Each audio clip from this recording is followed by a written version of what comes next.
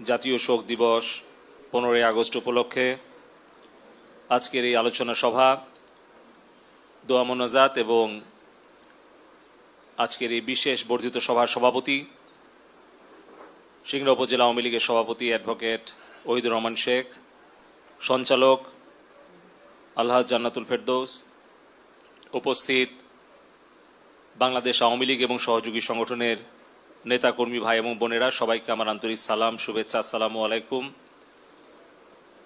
অন্যান্য ধর্মাবলম্বী যারা আছেন তাদের প্রতি আদাব।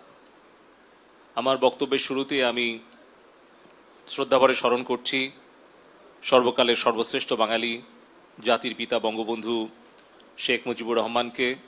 আমি স্মরণ করছি 52-এর ভাষা আন্দোলন এবং বিভিন্ন গণতান্ত্রিক সংগ্রামে সকল শহীদদের।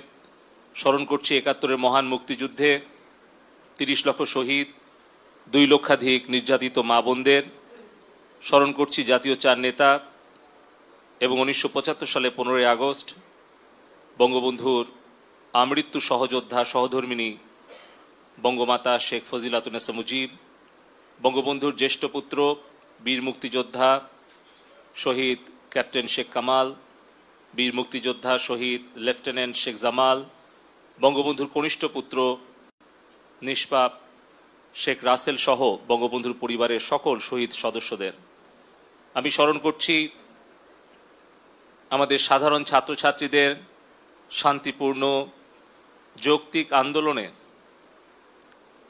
যে সকল ছাত্রছাত্রীরা অংশগ্রহণ করেছিল, বিভিন্ন সময়ে গত জুলাই মাসে বিভিন্ন সংঘর্ষে যে সকল আমাদের সন্তানেরা, ছাত্রছাত্রীরা নিহত হয়েছে, পুলিশ বাহিনীর সদস্য যারা নিহত হয়েছে, আমাদের ছাত্রলীগ, যুবলীগ, আমাদের সহযোগী সংগঠনের নেতাকর্মীরা যে নির্মম হত্যাকাণ্ডের শিকার হয়েছে, সেই সকল নিহত বিদেহী আত্মার মাগফিরাত কামনা করছি।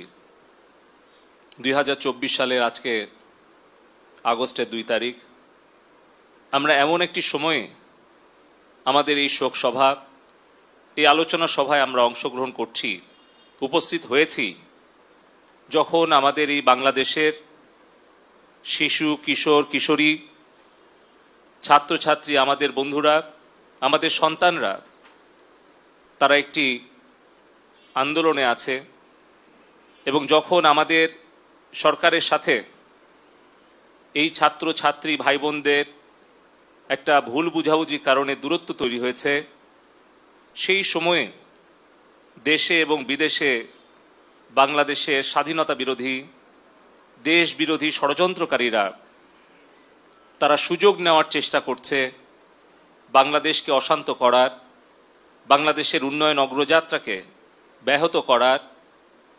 এবং যেভাবে তারা 71-এর পরাজয়ের প্রতিশোধ গ্রহণ করেছিল 75-এর 15ই আগস্ট, বঙ্গবন্ধুকে সপরিবারে হত্যা করে, বঙ্গবন্ধুর অবর্তমানে যে জাতীয় 4 নেতা মুক্তিযুদ্ধ পরিচালনা করেছিল, বঙ্গবন্ধুর নেতৃত্বে, বঙ্গবন্ধুর নির্দেশনায় সেই জাতীয় 4 নেতাকে হত্যা করেছিল।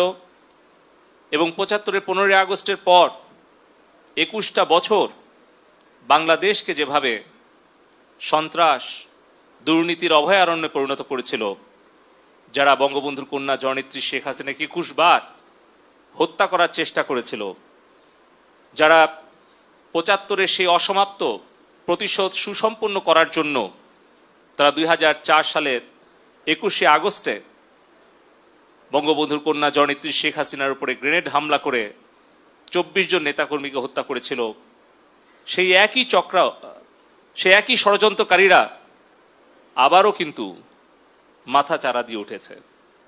আমরা লক্ষ্য করলাম যখন আমাদের ছাত্রছাত্রী বন্ধুরা তাদের যৌক্তিক কোটা বিরোধী আন্দোলনে তারা যখন রাজপথে শান্তিপূর্ণ আন্দোলনে ছিল, তারা 5ই জুন থেকে শুরু করে একটা মাস কিন্তু তাদের আন্দোলন সংগ্রামে কোথাও কোনো জায়গায় পুলিশ বা আইন শৃঙ্খলাকারী বাহিনী বা আমাদের আওয়ামী লীগ বা ছাত্রলীগ কেউ কোনো জায়গায় তাদেরকে কোনো আঘাত করেনি, তারাও কিন্তু কোনো বিশৃঙ্খলা করেনি।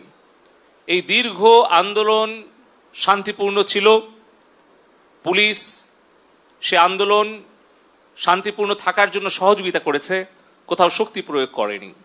কিন্তু আমরা লক্ষ্য করলাম মিথ্যা অপপ্রচার ছড়িয়ে 2 জন ছাত্র মৃত্যুবরণ করেছে এই গুজব ছড়িয়ে সারা বাংলাদেশকে অশান্ত করার চেষ্টা করা হলো। সামনে 100, 200, 500, 5000 ছাত্রকে দিয়ে তার ভেতরে বিএনপি, জামাত, ছাত্রদল, ছাত্র শিবির, জঙ্গি, সন্ত্রাসী, হত্যাকারীরা যেভাবে 2001 থেকে 6 সাল বাংলাদেশকে মৃত্যু পরিণত করেছিল। আমরা নাটোরের সন্তান, চলনবিলের সন্তান, আমরা জানি এই নাটোর, নওগাঁ, রাজশাহীতে বাংলা ভাই জঙ্গি বাহিনী কিভাবে ছাত্রদল, ছাত্র শিবিরের নেতৃত্বে, আপনাদের খেয়াল আছে, বাদশাকে এখানে হত্যা করে উল্টা করে ঝুলিয়ে রেখেছিল। এই আমাদের সিংড়ার,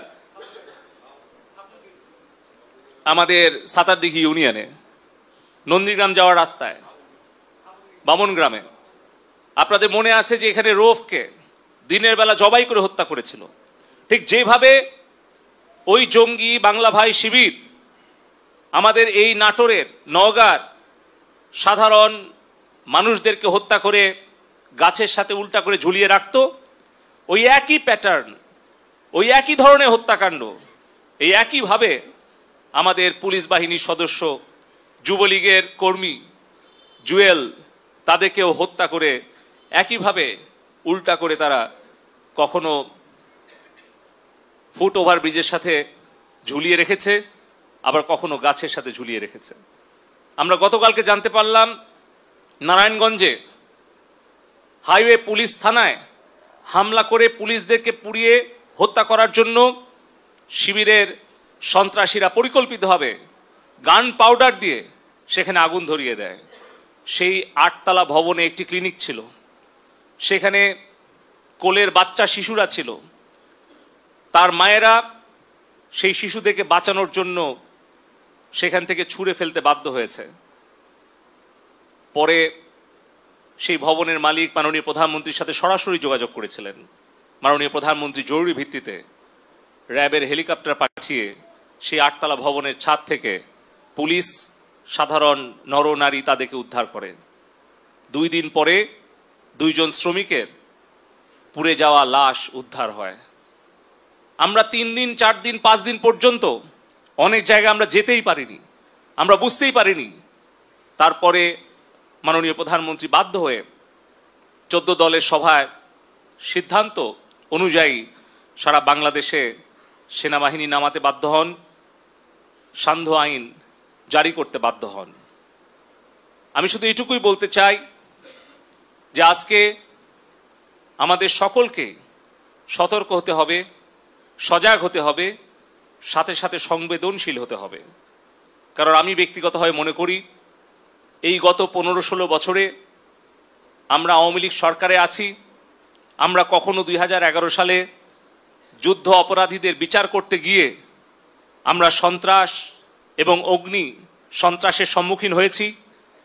আমরা 2014-15 সালে বাংলাদেশের গণতান্ত্রিক নির্বাচন প্রক্রিয়াকে অব্যাহত রাখতে গিয়ে আমাদের শত শত নেতাকর্মী, পুলিশ বাহিনীর সদস্যকে জীবন দিতে হয়েছে, হাজার হাজার গাড়ি পুড়িয়ে দিয়েছে, শত শত শ্রমিককে তারা পুড়িয়ে হত্যা করেছে। সেই একই ধারাবাহিকতা আবার তারা এই অশুভ চক্রান্তকারীরা সন্ত্রাস এবং হত্যাকাণ্ডে মেতে উঠেছে। যেভাবেই হোক আমাদের এই ছাত্র, ছাত্রী, কিশোর, কিশোরী তাদের সাথে আমাদের যে দূরত্ব সৃষ্টি হয়েছে, যে ভুল বুঝাবুঝি সৃষ্টি হয়েছে, সেটা আমাদের দূর করার উদ্যোগ গ্রহণ করতে হবে। সেটা আমাদের ঘর থেকে করতে হবে, প্রতিবেশীদের সাথে করতে হবে, প্রতিষ্ঠান থেকে করতে হবে। আমাদের ছাত্রছাত্রী ভাই বোনদের তাদের চোখের ভাষা আমাদেরকে বুঝতে হবে, তাদের মনের কথা আমাদেরকে শুনতে হবে। একসময় আমরাও ছাত্র ছিলাম, একসময় আমরাও কিশোর কিশোরী ছিলাম, তরুণ তরুণী ছিলাম। সেই সময়ে আমাদের মনের মধ্যে কিরকম আবেগ অনুভূতি কাজ করত, সেটা আমাদের এখন যারা বাবা মা হয়েছি, আমরা যারা অভিভাবক হয়েছি, শিক্ষক শিক্ষিকা হয়েছি, আমাদেরকে গভীরভাবে উপলব্ধি করতে হবে। আমি মনে করি এই দূরত্ব হওয়ার জন্য, ছাত্রছাত্রীদের দোষ নেই, এটি আমাদের দোষ। এই দায় আমাদের, যারা আমরা দায়িত্ব পালন করতে আমরা ব্যর্থ হয়েছি। এই ব্যর্থতা আমাদের এড়িয়ে যাওয়ার কোনো সুযোগ নেই। আপনারা যদি বলেন আমি জেলা আওয়ামী লীগের সহসভাপতি হিসেবে, নাটোর ৩ সিংড়ার সংসদ সদস্য হিসেবে, এই ব্যর্থতা আমারও। আমার এই নির্বাচনী এলাকার যে ৮৫,০০০ ছাত্রছাত্রী আছে, তারা কেউ রাজপথে না নামলেও তারা কিন্তু সোশ্যাল মিডিয়াতে তারা তাদের মতামত দিচ্ছে, তাদের আবেগ অনুভূতি প্রকাশ করছে। সরকারের প্রতি, আমাদের প্রতি তাদের যে মনোভাব, তারা সেটা প্রকাশ করছে। সেইখানে কেউ যদি আমরা মনে করি এর জন্য তারা দায়ী, এটা কিন্তু ঠিক হবে না। আমাদের উপলব্ধি করতে হবে যে আমাদের পরিবারে আমাদের সন্তানরা যারা এখন হাই স্কুল কলেজে পড়াশোনা করে, বিশ্ববিদ্যালয়ে পড়াশোনা করে, তাদের চোখের ভাষা আমাদের বুঝতে হবে, তাদের মনের কথা আমাদেরকে শুনতে হবে। আমাদের প্রতিবেশী শিক্ষা প্রতিষ্ঠান, সেখানে আমাদের রাজনৈতিক নেতৃবৃন্দ, বাবা মা, শিক্ষক, তাদের সবাইকে তাদের সাথে কথা বলতে হবে। তাদের সাথে দূরত্ব যেটা সৃষ্টি হয়েছে, এটা কখনোই তাদের প্রতি কঠিন সিদ্ধান্ত নিয়ে সমাধান করা সম্ভব নয়। সঠিক সিদ্ধান্ত নিয়েই সেটা সমাধান করতে হবে। আমরা যেন কঠিন সিদ্ধান্ত নিয়ে তাদের প্রতি কঠোর শাসনের পথ বেছে না নিয়ে আমরা যদি তাদের প্রতি সংবেদনশীল হই এবং তাদের প্রতি আমরা যদি একটু স্নেহ মমতা নিয়ে তাদের কাছে বসি, তাদের কথা শুনি, তাহলে আমার বিশ্বাস যে অবশ্যই এই ভুল বুঝাবুঝি দূর হবে, এই দূরত্ব দূর হবে। এবং যারা ষড়যন্ত্রকারীরা আমাদের সরকারের সাথে ছাত্রছাত্রী, সাধারণ জনগণের একটা দূরত্ব তৈরি করার ষড়যন্ত্র করছে, তারা সেই ষড়যন্ত্রে কখনোই সফল হবে না। বঙ্গবন্ধু যখন যুদ্ধ বিধ্বস্ত বাংলাদেশকে সোনার বাংলা গড়ার জন্য ভিত্তিটি রচনা করেছেন ৩.৫ বছর সময়ের মধ্যে, যুদ্ধ বিধ্বস্ত বাংলাদেশ, ব্রিজ নাই, কালভার্ট নাই, কোনো রিজার্ভ নাই, ৩ কোটি ঘর বাড়ি জ্বালিয়ে দিয়েছিল, ৩০ লক্ষ মানুষকে মেরে ফেলেছিল, ১ কোটি মানুষ দেশের বাইরে শরণার্থী ছিল। তাদের সবাইকে নিয়ে বঙ্গবন্ধু যখন বিধ্বস্ত বাংলাদেশকে গড়ে তোলার জন্য আত্মনিয়োগ করেছেন, সেই সময়ে কিন্তু ৭১-এর পরাজিত ঘাতকরা তারা কিন্তু ষড়যন্ত্রে লিপ্ত হয়েছে। তারা যখন গণতান্ত্রিক প্রক্রিয়ায় বঙ্গবন্ধুকে পরাজিত করতে পারেনি, সেই ষড়যন্ত্রকারীরা যখন অপপ্রচার করেও বঙ্গবন্ধুর বিরুদ্ধে জনগণকে দাঁড় করাতে পারেনি, তখনই কিন্তু তারা শেষ অস্ত্র হিসেবে বঙ্গবন্ধুকে হত্যা করার পথ বেছে নিয়েছিল। ৭৫-এর ১৫ই আগস্ট বাংলাদেশে যদি না হতো, তাহলে আজকে বাংলাদেশ উন্নত দেশের কাতারে থাকতে পারত। বঙ্গবন্ধুকে হারিয়ে বাংলাদেশ যে ক্ষতিগ্রস্ত হয়েছে, সেই ক্ষতি যাতে আর কখনো না হয়, তার জন্য আমাদের দায়িত্বশীলতার সাথে কাজ করতে হবে।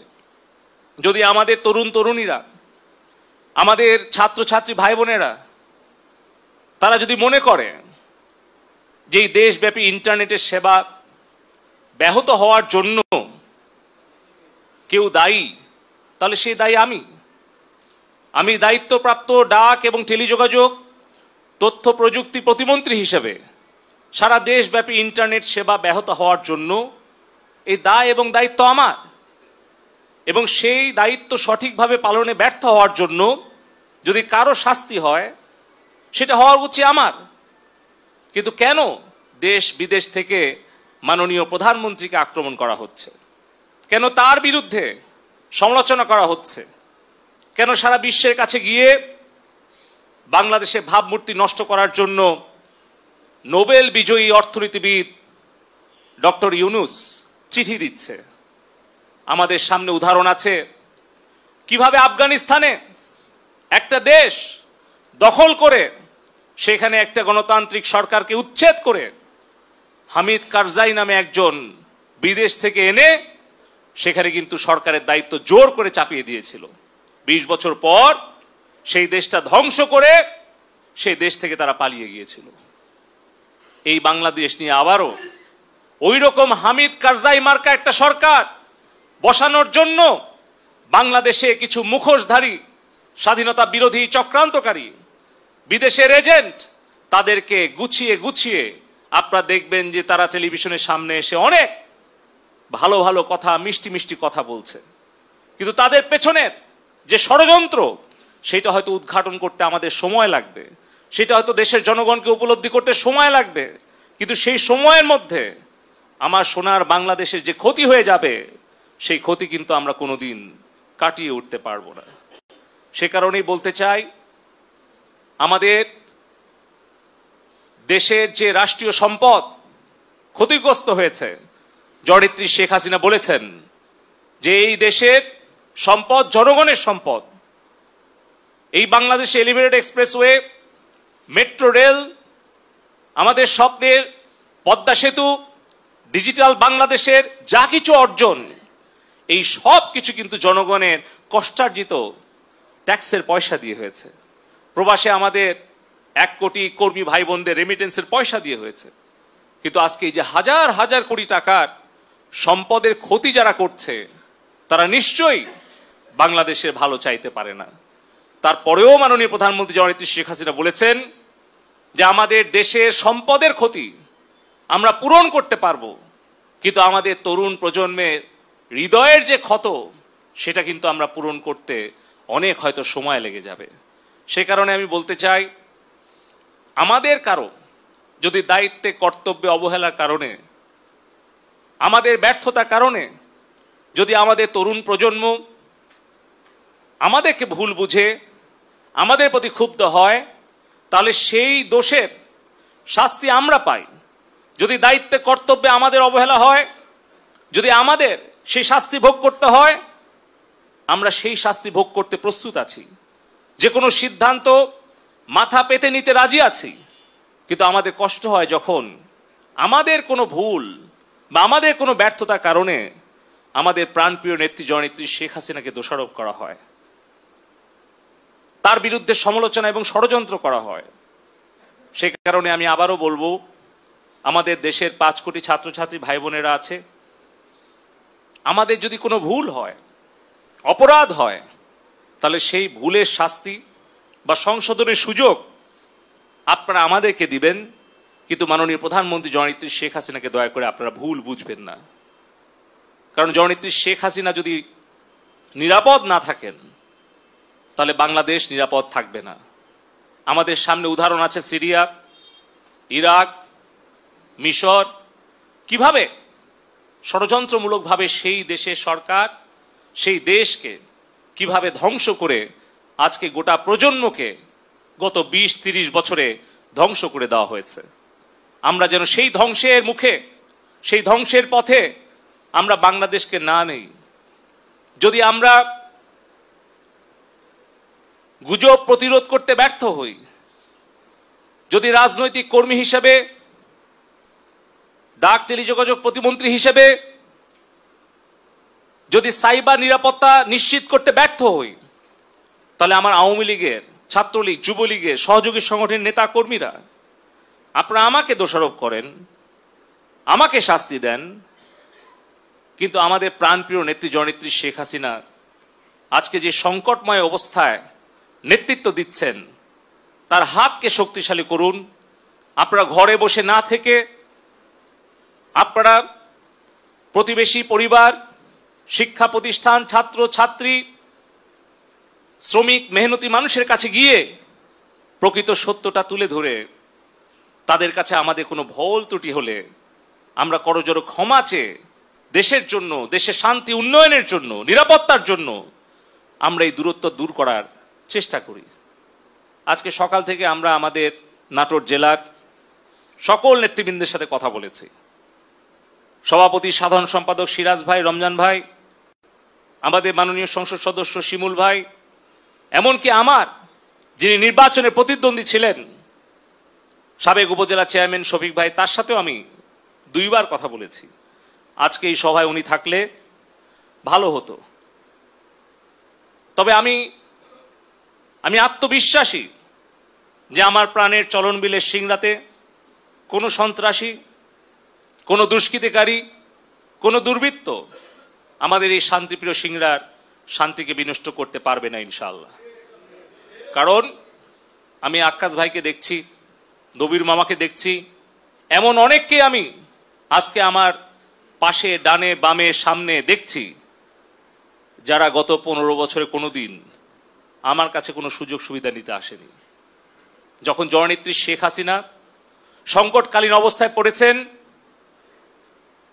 তখন কিন্তু তারা ছুটে এসেছেন দলের প্রয়োজনে, নেত্রীর প্রয়োজনে, দেশের প্রয়োজনে, বঙ্গবন্ধুর আদর্শের সৈনিক হিসেবে।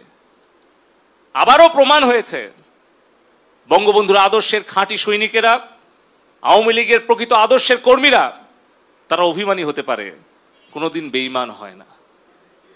কিন্তু গত 15 বছরে যারা এই ঘরে এসে অনেকে চাকরি নিয়ে গেছেন, ব্যবসা নিয়ে গেছেন, পদ পদবি নিয়ে গেছেন, তাদের অনেককেই কিন্তু এখন আমরা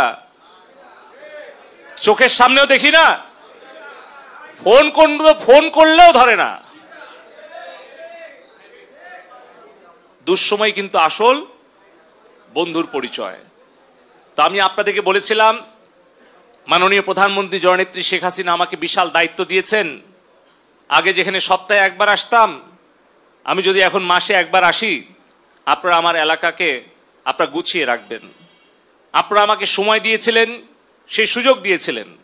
তারপরেও আজকে আমি ছুটে এসেছি, মাননীয় প্রধানমন্ত্রীর অনুমতি নিয়ে এসেছি।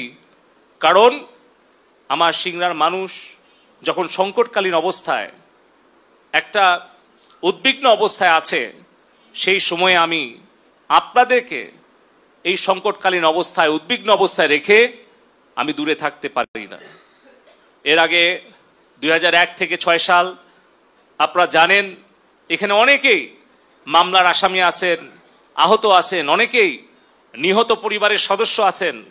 আমরা কিন্তু কোনো সময় অন্যায়ের কাছে মাথা নত করিনি। আমরা করোনাকালীন সময়েও আমার এই সিংড়ার নাটোরের মানুষের পাশে আমরা জীবনে ঝুঁকি নিয়ে জননেত্রী শেখ হাসিনার নেতৃত্বে আমরা তার নির্দেশনায় দায়িত্ব পালন করেছি। আমার বিশ্বাস, জননেত্রী শেখ হাসিনার সাহসী নেতৃত্বে, সংবেদনশীল নেতৃত্বে সকল মিথ্যা অপপ্রচার, ষড়যন্ত্রের জাল ছিন্ন করে ইনশাল্লাহ আমরা আবার এই বাংলাদেশকে আমরা সুন্দর, সুষ্ঠু, স্বাভাবিক প্রক্রিয়া নিয়ে আসতে পারব। ষড়যন্ত্রকারীরা যতই শক্তিশালী হোক, তাদের ষড়যন্ত্র যত গভীরই হোক, সেই গভীর অন্ধকার শেষে আমরা ভোরের আলো দেখতে পাব। আপনারা সকলে ঐক্যবদ্ধ থাকবেন। আজকে এই আগস্টে আমাদের শপথবদ্ধ হতে হবে, শোককে আমরা শক্তিতে পরিণত করে আমরা ঐক্যবদ্ধ হয়ে আমাদের সন্তানদের, ছাত্রছাত্রী ভাই বোনদের সাথে আমাদের যে দূরত্ব তৈরি হয়েছে, সেটি আমরা আন্তরিক প্রচেষ্টা দিয়ে, স্নেহ, মমতা, ভালোবাসা দিয়ে আমরা তাদের সেই হৃদয়ের ক্ষতটা দূর করে আমরা তাদের বিশ্বাস, ভালোবাসা এবং আস্থাটা আবারও অর্জন করার চেষ্টা করব। কারণ সন্দেহ, মিথ্যা একটা সন্দেহ, অবিশ্বাস, এটা কিন্তু বিশাল একটা রোগ। আর এই সন্দেহ এবং মিথ্যা অবিশ্বাসের যে বীজটা গভীরভাবে এই 2 মাসে আমাদের ছাত্রছাত্রী, সাধারণ মানুষের মধ্যে খুব পরিকল্পিতভাবে প্রয়োগ করার চেষ্টা করেছে বিএনপি, জামাত, শিবির এবং বিদেশি চক্রান্তকারীরা, আমরা বুঝে না বুঝে সেই ফাঁদে পা দিয়েছি। সেখান থেকে আমাদের ফিরে আসতে সময় লাগবে, কষ্ট হবে, কিন্তু অসম্ভব নয়। আমি বিশ্বাস করি জননেত্রী শেখ হাসিনা অবশ্যই আমাদের এই ছাত্রছাত্রী ভাই বোনদের, আমাদের সন্তানদের, ভবিষ্যৎ বাংলাদেশের কর্ণধারদের, তাদের যে যৌক্তিক দাবি, তাদের যে হৃদয়ের কথা, চোখের ভাষা উনি বুঝবেন এবং উনি নিজে দায়িত্ব নিয়ে তাদের সাথে আলোচনার মধ্য দিয়ে আমাদের সম্পর্কে তাদের যে ভুল ধারণা আছে, যে সকল অবিশ্বাস, সন্দেহ তৈরি হয়েছে, সেগুলো দূর করে আমরা যারা দায়ী, আমরা যারা দোষী, তাদেরকে শাস্তির আওতায় এনে আমরা যারা ব্যর্থ, আমরা যারা ভুল করেছি তাদেরকে হয় সংশোধন অথবা বিয়োজন করে বাংলাদেশকে আমাদের ভবিষ্যৎ প্রজন্মের জন্য একটি নিরাপদ বঙ্গবন্ধুর স্বপ্নের বৈষম্য মুক্ত সোনার বাংলায় পরিণত করবেন। আমি এই আশা ব্যক্ত করে এবং সকলের কাছে আবারও অনুরোধ করি, আমাদের ব্যক্তি পর্যায়ে আমাদের ভুল থাকতে পারে, রাজনৈতিক নেতৃত্ব আমাদের যারা উপজেলা জেলা বা যেখানেই থাকুক তাদের ভুল থাকতে পারে, কিন্তু সেই ভুলের শাস্তি যেন আমাদের প্রাণপ্রিয় নেত্রী জয়নেত্রী শেখ হাসিনা না পান, তার জন্য আমাদের দায়টাও আমাদের ঘাড়ে তুলে নিতে হবে। আমরা যারা সরকারের দায়িত্বে আছি, বিভিন্ন জায়গায় বিভিন্ন পর্যায়ে দায়িত্বে আছি, আমাদের ভুলের কারণে, আমাদের অবহেলার কারণে, আমাদের ব্যর্থতার কারণে যে সংকটময় পরিস্থিতি সৃষ্টি হয়েছে, সেই দায়টা আমরা যেন নিজের কাঁধে নিয়ে আমরা যেন সেই দায় স্বীকার করে আমাদের ভবিষ্যৎ প্রজন্মের ছাত্রছাত্রীদের কাছে ক্ষমা চেয়ে আমরা জননেত্রী শেখ হাসিনাকে নিরাপদ রাখার জন্য, বাংলাদেশকে নিরাপদ রাখার জন্য যে কোনো ত্যাগ স্বীকারের জন্য যেন আমরা প্রস্তুত থাকি। আমি চলন বিলের সন্তান, আমাকে আপনারা 4 বার সংসদে পাঠিয়েছেন, জননেত্রী শেখ হাসিনা আমাকে 3 বার মন্ত্রিসভায় নিয়েছেন। এই চলন বিলের কাদামাটি থেকে আমাকে চলন বিল পর্যন্ত, সিলিকন ভ্যালি পর্যন্ত কাজ করার সুযোগ করে দিয়েছেন।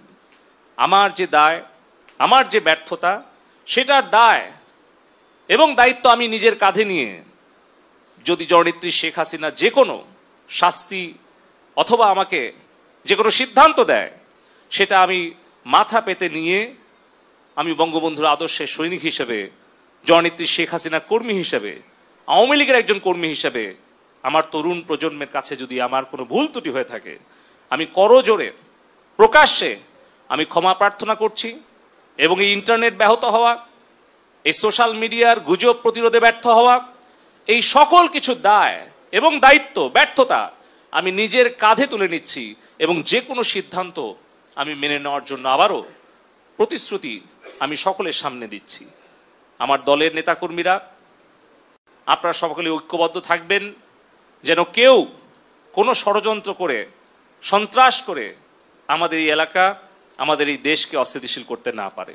ইনশাআল্লাহ মহান আল্লাহ পাক উপরে আছেন, আমাদের নিয়ত সহি আছে, সঠিক আছে। ইনশাআল্লাহ জননেত্রী শেখ হাসিনার নেতৃত্বে আমরা বঙ্গবন্ধুর স্বপ্নের বৈষম্য মুক্ত সোনার বাংলা গড়ে তুলব, আমাদের ভবিষ্যৎ সন্তানদের জন্য নিরাপদ বাংলাদেশ গড়ে তুলব। এই বিশ্বাস আমার আছে এবং আমার এই বিশ্বাস ইনশাআল্লাহ আমরা ঐক্যবদ্ধ হয়ে আমরা জননেত্রী শেখ হাসিনার পাশে থেকে যে কোনো ত্যাগ স্বীকার করার জন্য আমরা প্রস্তুত থাকব। এই হোক আমাদের এই শোক দিবসের শোক সভার দৃঢ় প্রত্যয়। সবাইকে ধন্যবাদ। জয় বাংলা, জয় বঙ্গবন্ধু, জয় হোক জননেত্রী শেখ হাসিনার। শেষ